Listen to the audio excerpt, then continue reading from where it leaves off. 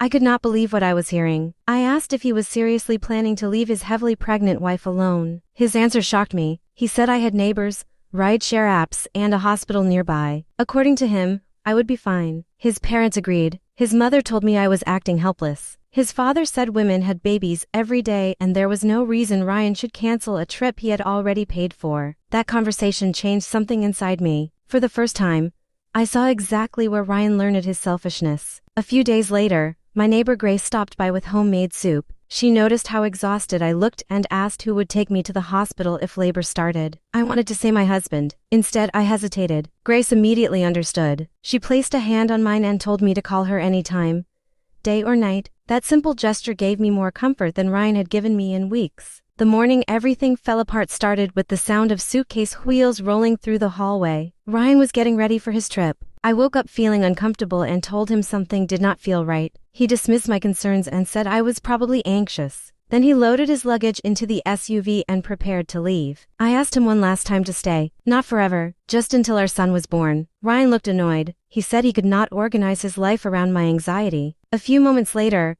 I followed him outside. I was standing near the car when suddenly warmth rushed down my legs. I looked down. My water had broken. Fear instantly rushed through my body. Ryan, I said, my water broke. We need to go to the hospital. For a moment, he looked surprised. Then his phone buzzed. His parents were waiting at the airport. Instead of helping me into the vehicle, he started worrying about the trip. I told him I needed to get to the hospital immediately. The hospital was less than 20 minutes away. Ryan rubbed his face and looked frustrated. Then he said the words I will never forget. Call a taxi or an Uber.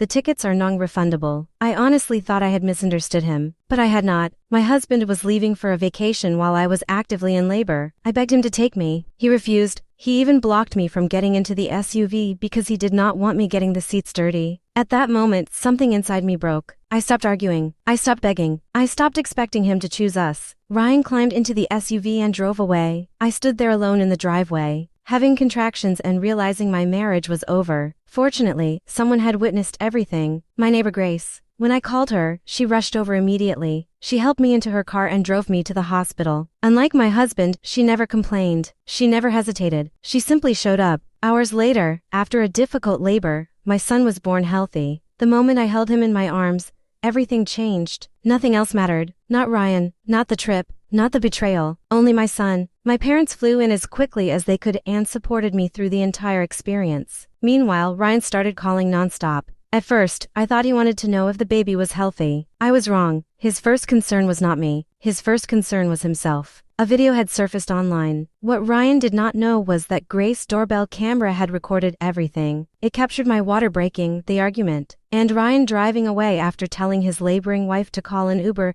because his flight tickets were non-refundable. The footage spread rapidly. People were horrified. Ryan's employer quickly learned about it. His company built its brand around family values, and suddenly one of their managers was going viral for abandoning his wife during labor. The consequences arrived fast. His promotion disappeared. His bonus was frozen. His reputation collapsed. Even then, Ryan refused to take responsibility. He blamed me. He blamed the video. He blamed everyone except himself. When he finally called me in a panic, demanding to know why his life was falling apart, I listened quietly. Then I looked at my newborn son sleeping peacefully beside me, and I gave him the only answer he deserved. That is the price of your choices. Then I hung up. The marriage ended shortly afterward. I filed for divorce and primary custody. The video was not what destroyed Ryan's life. His own actions did that. Nobody forced him to leave. Nobody forced him to choose a golf trip over his wife and child. Those decisions belonged entirely to him. Today, my son and I are doing well. Life is not perfect, but it is peaceful. The biggest lesson I learned is simple. Real character appears when someone else needs you. Love is not what people post online. Love is not what people say in public. Love is what they do when showing up is inconvenient. And the day I went into labor, my husband showed me exactly who he was.